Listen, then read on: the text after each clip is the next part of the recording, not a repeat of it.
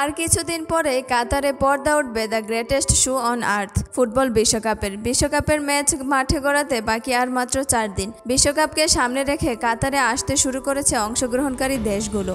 শুধু তাই নয়, বিশ্বকাপকে ঘিরে অনেক পর্যটকও আসতে শুরু করেছে। প্রায় 20 লক্ষ মানুষের সমাগম হবে দেশটিতে।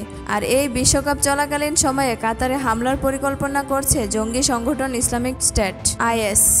স্প্যানিশ গণমাধ্যম মার্কার এক প্রতিবেদনে জঙ্গি হামলার আশঙ্কা জানিয়েছে। মার্কার প্রতিবেদনে বলা হয়েছে, কিছু IS সমর্থক মোবাইল অ্যাপ টেলিগ্রামের মাধ্যমে সন্ত্রাসী হামলার ডাক দিয়েছে। বিশ্বকাপ চলাকালীন সময়ে তারা জঙ্গি হামলার কথা বলেছে। IS এর লক্ষ্য হলো সেই সব দেশ যারা বিশ্বমঞ্চে IS এর বিরোধিতা করে এসেছে, যেমন বেলজিয়াম, কানাডা, ফ্রান্স। শুধু সেসব দেশের শুধু ফুটবলার নয়, ওইসব দেশ থেকে যেসব দর্শক কাতারে খেলা দেখতে এসেছেন তাদের উপরও হামলার ডাক দেওয়া হয়েছে। টেলিগ্রাম মাধ্যমে আদান প্রদান হওয়ায় বার্তায় বলা হয়েছে, পরিচ্ছন্ন অভিযান শুরু হয়েছে, কাতার বিশ্বকাপে অংশ নিয়ে গোল করো, গোল ফাঁকা আছে। টেলিগ্রাম অ্যাপের মাধ্যমে 2টি ইনফোগ্রাফিক্সও ছড়িয়ে পড়েছে।